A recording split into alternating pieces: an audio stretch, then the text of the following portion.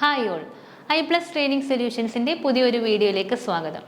അപ്പോൾ KVSൻ്റെ നോട്ടിഫിക്കേഷൻ വന്നു, നമുക്ക് അപ്ലൈ ചെയ്യാനുള്ള ഡേറ്റും ഈ 5-ാം തീയതി തൊട്ട് സ്റ്റാർട്ട് ആയിട്ടുണ്ട്. ഇപ്പോഴും ഒരുപാട് കുട്ടികൾ ചോദിക്കുന്ന ഡൗട്ടുണ്ട്, എന്തൊക്കെ കാര്യങ്ങൾ വേണം, അല്ലെങ്കിൽ എങ്ങനെയാണ് അപ്ലൈ ചെയ്യേണ്ടത്, ഏത് സൈറ്റാണ്. പലർക്കും സൈറ്റ് ആണെങ്കിൽ തന്നെ അതിലെങ്ങനെ നമുക്ക് ആ ലിങ്കിലേക്ക് നമുക്ക് എത്താൻ പറ്റുക. അപ്പോൾ അങ്ങനെയുള്ള ഡൗട്ടുകളെല്ലാം സ്റ്റെപ്പ് ബൈ സ്റ്റെപ്പ് പ്രൊസീജിയർ നമ്മൾ പറയുന്നുണ്ട്, ഓരോ സ്റ്റെപ്പും നോക്കാം. അപ്പോൾ ആദ്യം ഓർത്തിരിക്കേണ്ടത് നമ്മുടെ വെബ്സൈറ്റാണ്, kvsangadan.nic.in ആണ് വെബ്സൈറ്റ് നമ്മൾ കയറി കഴിയുമ്പോൾ നമുക്ക് ഇങ്ങനെ ഒരു വിൻഡോ ആയിരിക്കും വരിക. സോ നമ്മുടെ റിക്രൂട്ട്മെന്റിനെ കുറിച്ച് പറയുന്ന ഒരു വിൻഡോ ആണ്. അത് ക്ലോസ് ചെയ്ത് കഴിയുമ്പോൾ ഇതാണ് നെക്സ്റ്റ് പേജ്. ഓക്കെ, അപ്പോൾ ഇവിടെ അനൗൺസ്മെന്റ് കേസിൽ എന്താണ് ഇങ്ങനെ എല്ലാം പോകുന്നുണ്ട്. TGT, PGT, PRT, assistant commissioner, vice principal, എല്ലാത്തിൻ്റെയും എന്താണ് അനൗൺസ്മെന്റ് പോകുന്നുണ്ട്.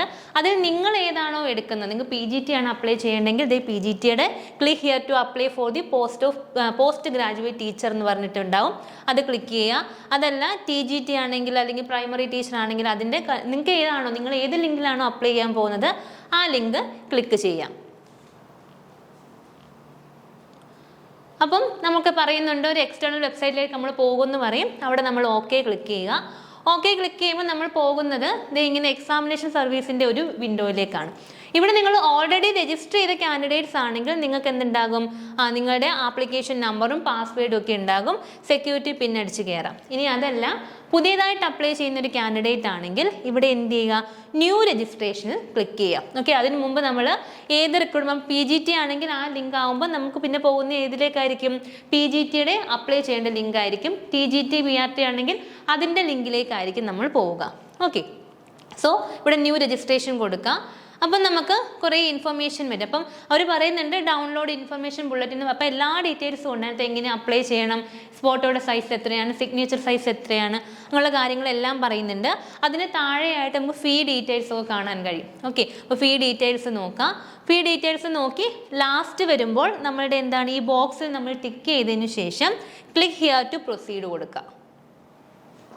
അപ്പം നമ്മൾ ഇങ്ങനെ ഒരു വിൻഡോയിലായിരിക്കും ചെന്നെത്തുക. ഇവിടെ എന്താണ് നമ്മുടെ പേഴ്സണൽ ഡീറ്റെയിൽസ് നമ്മൾ കൊടുക്കുന്നതാണ്. ഇവിടെ വേണ്ട ഡീറ്റെയിൽസ് നമ്മുടെ നെയിം വേണം, ഫാദർ നോക്കുക. പലപ്പോഴും SSLC ബുക്കിൽ ഈ സ്പേസിൻ്റെ പ്രശ്നം അല്ലെങ്കിൽ അച്ഛൻ്റെ അമ്മയുടെയും പേരിനകത്ത് വരുന്ന ഇനിഷ്യലിൻ്റെ പ്രശ്നമൊക്കെ വരും. അതുകൊണ്ട് ശ്രദ്ധയോടെ SSLC ബുക്ക് എടുത്ത് അല്ലെങ്കിൽ നിങ്ങളുടെ എന്താണ് 10th സർട്ടിഫിക്കറ്റിൻ്റെ ആ ഒരു സർട്ടിഫിക്കറ്റ് എടുത്ത് വെച്ചതിന് ശേഷം മാത്രമേ ഇത് അപ്ലൈ ചെയ്യാൻ തുടങ്ങുക. നമ്മുടെ സ്പെല്ലിംഗ് കറക്റ്റ് ആയിരിക്കണം. ഫാദേഴ്സ് നെയിം എങ്ങനെയാണോ നമ്മുടെ ചെറിയ സ്പെല്ലിംഗ് മിസ്റ്റേക്ക് അല്ലെങ്കിൽ സ്പേസോ ഒക്കെ ഉണ്ടോ നോക്കി കറക്റ്റായിട്ട് തന്നെ fathers name, mothers name, date of birth, പിന്നെ ജെൻഡർ, ഐഡൻറ്റിറ്റി ടൈപ്പ് ഏതാണ്. അപ്പം ആധാർ എന്നൊരു ഓപ്ഷൻ വരുന്നില്ല, പക്ഷേ അതർ ഐഡൻറ്റിറ്റി എന്ന് പറഞ്ഞ് വരുന്നുണ്ട്. അതല്ലെങ്കിൽ passport, PAN card, driving licence, അങ്ങനെയുള്ള കാര്യങ്ങൾ, റേഷൻ കാർഡ് വിത്ത് ഫോട്ടോഗ്രാഫ് എന്നൊക്കെ പറഞ്ഞു വരും. അപ്പം ഏതാണോ നിങ്ങൾ ഐഡൻറ്റിറ്റി കാർഡ് കൊടുക്കുന്നത് അത് ഇവിടെ സെലക്ട് ചെയ്യുക. അപ്പോൾ ആധാറാണ് കൊടുക്കാൻ ഉദ്ദേശിക്കുന്നതെങ്കിൽ അതർ ടൈപ്സ് കൊടുക്കുക. എന്നിട്ട് നമ്മുടെ ആ ഐഡൻറ്റിറ്റി കാർഡിൻ്റെ നമ്പറും കൊടുക്കുക. അത് കഴിഞ്ഞ് നമ്മൾ ചോദിക്കുന്നത് നമ്മുടെ അഡ്രസ്സാണ്. എപ്പോൾ നമ്മുടെ അഡ്രസ്സ് ഫുള്ള് പറയാം, ലൊക്കാലിറ്റിയും അതുപോലെ കൺട്രി, സ്റ്റേറ്റ്, ഡിസ്ട്രിക്റ്റ് എല്ലാം കൊടുക്കാം.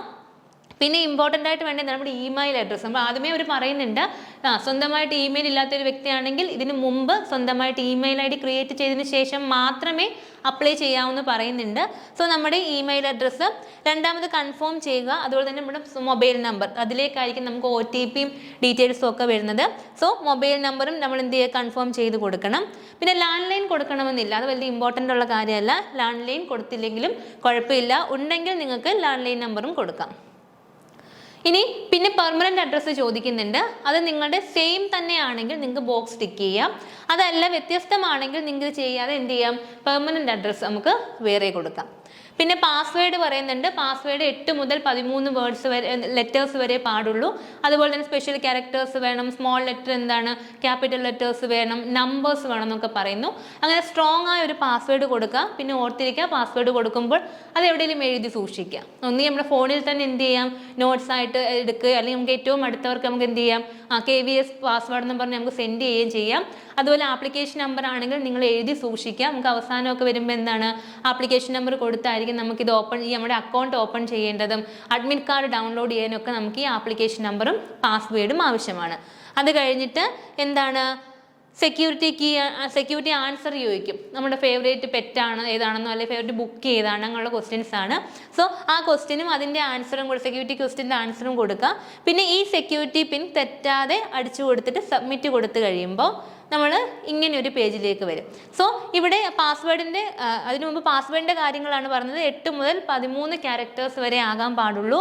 ഒരു അപ്പർ കേസ് ഉണ്ടാകണം, ഒരു ലോവർ കേസ് ഉണ്ടാകണം, ഒരു ന്യൂമറിക്കൽ വാല്യൂ ഉണ്ടാകണം, പിന്നെ സ്പെഷ്യൽ ക്യാരക്ടേഴ്സ് ഉണ്ടാകണം. ഈ സ്പെഷ്യൽ ക്യാരക്ടേഴ്സ് ഏതെങ്കിലും ഒന്നുണ്ടാകണം. സോ ഇത്രയും കാര്യങ്ങൾ നമ്മുടെ പാസ്വേഡിൽ ഉണ്ടായിരിക്കണം.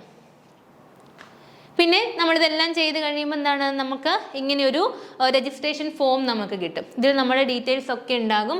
നമ്മുടെ അഡ്രസ്സിനെ കുറിച്ചും നമ്മുടെ ഫുൾ ഡീറ്റെയിൽസ്, നമ്മുടെ നെയിം, അഡ്രസ്സ്, നമ്മുടെ ഫാദേഴ്സ് നെയിം, മദേഴ്സ് നെയിം, നമ്മളിതോടെ അടിച്ചുകൊടുത്ത എല്ലാ ഡീറ്റെയിൽസുമുള്ള പേഴ്സണൽ ഡീറ്റെയിൽസിൻ്റെ ഒരു പേജ് നമ്മളെത്തും. അവിടെ എന്ത് ചെയ്യുക, ആ സമയത്ത് നമുക്ക് നമ്മുടെ ഒരു OTP നമുക്ക് ഫോണിൽ വന്നിട്ടുണ്ടാകും. സോ ഈ OTPയും കൊടുത്തതിന് ശേഷം സബ്മിറ്റ് രജിസ്ട്രേഷൻ ഫോം കൊടുക്കുക. സോ ഇതാണ് നമ്മുടെ രജിസ്ട്രേഷൻ സ്റ്റെപ്പ്. അപ്പം രജിസ്ട്രേഷൻ ഫോം കംപ്ലീറ്റ് ആയി കഴിഞ്ഞാൽ പിന്നെ നമ്മൾ ഇങ്ങനെ ഒരു വിൻഡോയിലേക്കാണ് പോവുക. ഓക്കെ, സോ പിന്നെ നമുക്ക് ചെയ്യേണ്ട കാര്യം എന്താണ്, രജിസ്ട്രേഷൻ കംപ്ലീറ്റ് ചെയ്തിട്ടുണ്ട്. പിന്നെ നമ്മൾ ആപ്ലിക്കേഷനും ഫീ പേയ്മെൻറ്റുമാണ് കൊടുക്കേണ്ടത്. അപ്പം ഇവിടെ നമ്മൾ എന്ത് ചെയ്യുക, കംപ്ലീറ്റ് ആപ്ലിക്കേഷൻ ഫോം കൊടുത്തിട്ട് ബാക്കിയും കൂടി അങ്ങ് ചെയ്തേക്കാം. അപ്പം ഇതിന് തന്നെ എന്താണ്, ഇത്രയും കാര്യങ്ങൾ ചെയ്തെങ്കിൽ മാത്രമേ നമ്മുടെ ആപ്ലിക്കേഷൻ ഫോം സ്റ്റെപ്സ് ആണ് ഇതൊക്കെ പറയുന്നത്. കോൺടാക്ട് ഡീറ്റെയിൽസ് നമ്മൾ ഓൾറെഡി കൊടുത്തിട്ടുണ്ടാകും. പിന്നെ പേഴ്സണൽ ഡീറ്റെയിൽസ്, പിന്നെ ഏതാണ് അപ്ലൈ ഫോർ ഏത് പോസ്റ്റാണ്, അതിൽ ഏത് സബ്ജക്റ്റ് ആണ്, നമ്മുടെ എക്സാം സെൻറ്റർ ഡീറ്റെയിൽസ് കൊടുക്കണം. ക്വാളിഫിക്കേഷൻ ഡീറ്റെയിൽസ്, അതായത് PGT ആണെങ്കിൽ MSc B.Edൻ്റെ നമ്മുടെ എന്താണ് ആ ക്വാളിഫിക്കേഷൻ ഡീറ്റെയിൽസ് കൊടുക്കണം. പിന്നെ KVS എംപ്ലോയ്മെൻറ്റ് ഡീറ്റെയിൽസ്, നമ്മൾ KV എംപ്ലോയി ആണെങ്കിൽ മാത്രം ഇവിടെ S കൊടുക്കുക, അല്ലെങ്കിൽ നോ കൊടുത്തു വിടുക. പിന്നെ ഡോക്യുമെൻറ്റ്സ് അപ്ലോഡ്, അവിടെ ഡോക്യുമെൻറ്റ് അപ്ലോഡ് ചെയ്യേണ്ടത് നമ്മുടെ ഫോട്ടോഗ്രാഫും നമ്മുടെ സിഗ്നേച്ചറുമാണ്. സോ അത് റെഡിയാക്കി വെക്കണം. പിന്നീട് എന്താണ്, ഫൈനൽ സബ്മിറ്റ് കൊടുക്കാം. ഓക്കെ, സോ ആദ്യം നമുക്ക് പേഴ്സണൽ ഡീറ്റെയിൽസിലേക്ക് പോകാം. അപ്പോൾ അവിടെ എന്താണ്, പേഴ്സണൽ ഡീറ്റെയിൽസ് എല്ലാം അവിടെ ഓൾറെഡി കംപ്ലീറ്റഡ് ആയതുകൊണ്ട് അത് ഫിൽഡ് ആയിരിക്കും. അതിനുശേഷം വരുന്നത് അപ്ലൈ ഫോർ ആൻഡ് എക്സാം സെൻറ്ററിനെ കുറിച്ചാണ്. അപ്പം പോസ്റ്റ് അപ്ലൈഡ് ഫോർ എന്താണ്, ഇപ്പോൾ PGTയുടെ ആണ്, അപ്പം കെമിസ്ട്രി എന്ന് കൊടുക്കാം. പിന്നെ കെമിസ്ട്രി ആണെങ്കിൽ കെമിസ്ട്രി, നിങ്ങൾ ഏതാണോ സബ്ജക്റ്റ് ആ സബ്ജക്റ്റ് കൊടുക്കാം. ഓക്കെ, പിന്നെ എക്സാം സ്റ്റേറ്റ് ചോദിക്കുന്നുണ്ട്. നമ്മളിപ്പം കേരളത്തിലാണെങ്കിൽ 10 സെൻറ്ററുകളാണുള്ളത്. അപ്പോൾ നിങ്ങൾ ഏത് ഏത് സ്ഥലമാണോ ചൂസ് ചെയ്യുന്നത് അതിൻ്റെ സ്റ്റേറ്റ് എഴുതണം, സെലക്ട് ചെയ്യണം. അപ്പം ഇപ്പം നിങ്ങളിപ്പോൾ ആലപ്പുഴ ഉള്ള ഒരു വ്യക്തിയാണെങ്കിൽ നിങ്ങൾ അതാണ് അടുത്തെങ്കിൽ നിങ്ങൾക്ക് എന്ത് ചെയ്യാം, കേരള ആലപ്പുഴ, പിന്നെ എന്താണ് കേരള ട്രിവാൻഡ്രം, കേരള കൊല്ലം, കേരള കോട്ടയം, അല്ലെങ്കിൽ കേരള എറണാകുളം, കേരള അങ്ങനെ എന്താണ് നിങ്ങൾക്ക് അടുത്തായിട്ടുള്ള സെൻറ്റേഴ്സ് നിങ്ങൾക്ക് സെലക്ട് ചെയ്യാവുന്നതാണ്. പിന്നെ proficiency in teaching in Hindi and English ചോദിക്കുന്നുണ്ട്, യെസ് കൊടുക്കുക. ഓക്കെ, പിന്നെ നോളജ് ഓഫ് കമ്പ്യൂട്ടർ ആപ്ലിക്കേഷൻ, നിങ്ങൾക്ക് അത് എന്താണ് നോളജ് ഉണ്ടെങ്കിൽ നിങ്ങൾ യെസ് കൊടുക്കാം, അല്ലെങ്കിൽ നോ കൊടുക്കാം. ഓക്കെ, ഇവിടെ ഇനി പലരും ചോദിക്കുന്നൊരു കാര്യമാണ്, ഞാൻ B.Ed ഫൈനൽ ഇയർ ആണ്, അല്ലെങ്കിൽ എനിക്ക് എന്താണ് ഞാൻ B.Ed കഴിഞ്ഞ് MBSc കഴിഞ്ഞ് B.Edഉം കഴിഞ്ഞു, ഞാനിപ്പോൾ മാസ്റ്റേഴ്സിൻ്റെ സെക്കൻഡ് ഇയർ ആണ്, എനിക്ക് അപ്ലൈ ചെയ്യാൻ കഴിയുമോ? പറ്റത്തില്ല. നിങ്ങൾ MSc B.Ed അല്ലെങ്കിൽ MA B.Ed അല്ലെങ്കിൽ MCom B.Ed നിങ്ങൾ കംപ്ലീറ്റ് ആയ ഒരു വ്യക്തിക്ക് മാത്രമേ ഇതിന് അപ്ലൈ ചെയ്യാൻ പറ്റുള്ളൂ. ഓക്കെ, അതായത് MSc നിങ്ങളുടെ ഏതാണോ നിങ്ങളുടെ ക്വാളിഫയിങ് എക്സാമിനേഷൻ, നിങ്ങളുടെ മാസ്റ്റേഴ്സ് ഏതാണോ അതും കംപ്ലീറ്റ് ആയി നിങ്ങൾ പാസ്ഡ് ഔട്ട് ആയിരിക്കണം. അതുപോലെ തന്നെ നിങ്ങളുടെ B.Ed ഡിഗ്രിയും നിങ്ങൾ കംപ്ലീറ്റ് ചെയ്ത് നിങ്ങൾ റിസൾട്ട് കിട്ടിയവരായിരിക്കണം, നിങ്ങളുടെ സർട്ടിഫിക്കറ്റ് റിസൾട്ട് കിട്ടിയവരായിരിക്കണം. അങ്ങനെയുള്ളവർക്ക് മാത്രമേ ഇത് അപ്ലൈ ചെയ്യാൻ പറ്റുള്ളൂ. പാസ് സ്റ്റാറ്റസ് ഇങ്ങനെ കിടക്കുന്നെങ്കിലും അവിടെ പാസ്ഡ് എന്നുള്ളൊരു ഓപ്ഷൻ മാത്രമേ ഉള്ളൂ. അല്ലാണ്ട് എന്താണ് അപ്പിയറിംഗോ അല്ലെങ്കിൽ റിസൾട്ട് വെയിറ്റിംഗോ അങ്ങനെ ഒന്നുമില്ല, ഇവിടെ പാസ്ഡ് മാത്രമേ ഉള്ളൂ. സോ പാസ്സായവർക്ക് മാത്രമേ ഈ പോസ്റ്റിലേക്ക് അപ്ലൈ ചെയ്യാൻ കഴിയുള്ളൂ. പിന്നെ ഇയർ ഓഫ് പാസിംഗ് എത്രയാണെന്ന് എഴുതണം. പിന്നെ എന്താണ് കോഴ്സ് ഓർ സ്ട്രീം, നമ്മൾ ഏതാണ് ഇപ്പം ഏത് കോഴ്സാണ്, യൂണിവേഴ്സിറ്റി ബോർഡ് നെയിം, പിന്നെ എന്താണ് റിസൾട്ട് മോഡ്, CGPA ആണോ പെർസെൻറ്റേജ് ആണോ എന്നുള്ളതാണ്. പിന്നെ സബ്ജക്ട്സ് ഏതൊക്കെ പഠിച്ചിട്ടുണ്ട്, ഇപ്പം ഫോർ എക്സാമ്പിൾ കെമിസ്ട്രി ആണെങ്കിൽ ഇനോർഗാനിക് കെമിസ്ട്രി, ഫിസിക്കൽ കെമിസ്ട്രി, അങ്ങനെയുണ്ടല്ലോ ഓർഗാനിക് കെമിസ്ട്രി, അങ്ങനെയുള്ള സബ്ജക്ട്സ് കൂടെ ആഡ് ചെയ്യാം. പിന്നെ B.Ed ക്വാളിഫിക്കേഷൻ ഡീറ്റെയിൽസ് ഇതുപോലെയാണ്.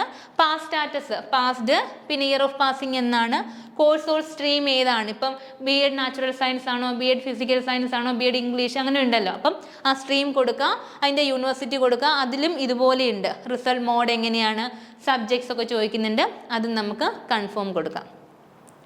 അതിനുശേഷം അവർ ചോദിക്കുന്നത് നമ്മൾ KV എംപ്ലോയി ആണോ എന്നാണ്. KV എംപ്ലോയി ആണെങ്കിൽ എസ് എന്നും അല്ലെങ്കിൽ നോ എന്നും കൊടുക്കാം. അതിനുശേഷം സെക്യൂരിറ്റി പിന്നും അടിച്ചതിന് ശേഷം എന്ത് കൊടുക്കാം, സേവ് ആൻഡ് നെക്സ്റ്റ് കൊടുക്കാം. പിന്നെ നമുക്ക് അപ്ലോഡ് ചെയ്യേണ്ട ഡോക്യുമെന്റ് രണ്ടെണ്ണമേ ഉള്ളൂ. പലരും ഇപ്പോഴും ചോദിക്കുന്നൊരു കാര്യമുണ്ട്, ഞാനിപ്പം B.Ed കഴിഞ്ഞു, എൻ്റെ റിസൾട്ട് വന്നിട്ടുണ്ട്, പക്ഷേ എനിക്ക് ഇതുവരെയും എൻ്റെ സർട്ടിഫിക്കറ്റ് കൈ കിട്ടിയിട്ടില്ല എന്നൊക്കെ പറയുന്നവരുണ്ട്. അങ്ങനെയാണെങ്കിൽ വിഷമിക്കൊന്നും വേണ്ട. നിങ്ങളുടെ റിസൾട്ട് നിങ്ങളുടെ കയ്യിലുണ്ടല്ലോ. നിങ്ങൾ ഇപ്പോൾ ഓൾറെഡി പാസ് ഔട്ട് ആണെങ്കിൽ, ഇപ്പോൾ MSc ആണെങ്കിലും B.Ed ആണെങ്കിലും അല്ല, നിങ്ങളുടെ ഏതാണോ എലിജിബിലിറ്റി ക്രൈറ്റീരിയ, നിങ്ങൾ പാസ് ഔട്ട് ആണെങ്കിൽ നിങ്ങൾക്ക് അത് അപ്ലോഡ് ചെയ്യേണ്ട ആവശ്യമില്ല. നിങ്ങൾക്ക് ഇവിടെ അപ്ലോഡ് ചെയ്യേണ്ട രണ്ട് കാര്യങ്ങളേ ഉള്ളൂ. ഒന്ന് നിങ്ങളുടെ ഫോട്ടോഗ്രാഫും അതുപോലെ സിഗ്നേച്ചറും. പിന്നെ ഫോട്ടോ അപ്ലോഡ് ചെയ്യുമ്പോൾ ശ്രദ്ധിക്കണം, അതെന്താകണം, ഡോക്യുമെന്റ് ഫോർമാറ്റ് JPG ഫോർമാറ്റ് ആയിരിക്കണം.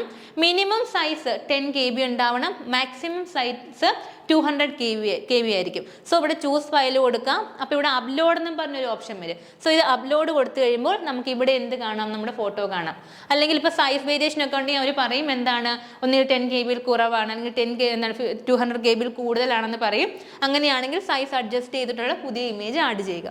അതുപോലെ തന്നെയാണ് സിഗ്നേച്ചറും JPG ഇമേജ് ആയിരിക്കണം. അതുപോലെ തന്നെ എന്താണ്, minimum size 4 KB, maximum size 30 KB അതിനിടയിലുള്ള ഫയൽ ചൂസ് ചെയ്യുക. അപ്പോൾ ഇവിടെ ആക്ഷൻ അപ്ലോഡ് എന്ന് പറഞ്ഞ ആക്ഷൻ വരും. ഇവിടെ എന്ത് ചെയ്യാം, നമുക്ക് അപ്ലോഡ് ആയിട്ടുണ്ടെങ്കിൽ ഇവിടെ നമുക്ക് നമ്മുടെ സൈൻ കാണാൻ കഴിയും.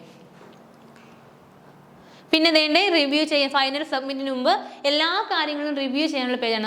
നമ്മുടെ പേര്, നമ്മുടെ അച്ഛൻ്റെ പേര്, അമ്മയുടെ പേര്, ഡേറ്റ് ഓഫ് ബർത്ത്, അങ്ങനെയുള്ള എല്ലാ കാര്യങ്ങളും, നമ്മുടെ ക്വാളിഫിക്കേഷൻ, നമ്മുടെ അഡ്രസ്സ്, അങ്ങനെ എല്ലാ കാര്യങ്ങളും നമുക്ക്, അതുപോലെ തന്നെ നമ്മുടെ എക്സാം സെൻറ്റർ എല്ലാം നമുക്ക് റിവ്യൂ ചെയ്യാം. അങ്ങനെ റിവ്യൂ ചെയ്ത് ഒരു ഐറ്റം ഇല്ലെങ്കിൽ എന്ത് ചെയ്യുക, നമുക്ക് ഫൈനൽ സബ്മിറ്റ് കൊടുക്കാം. അല്ലെങ്കിൽ ഏതെങ്കിലും ഇൻഫർമേഷൻ നമ്മൾ ചേഞ്ച് ചെയ്യാൻ ആഗ്രഹിക്കുന്നുണ്ടെങ്കിൽ ലെഫ്റ്റ് മെനു ബാർ കൊടുക്കാം. ഓക്കെ, എന്നിട്ട് ഇവിടെ ക്ലോസ് കൊടുക്കാം. ക്ലോസ് കൊടുത്തതിന് ശേഷം ചെക്ക് ചെയ്യുക.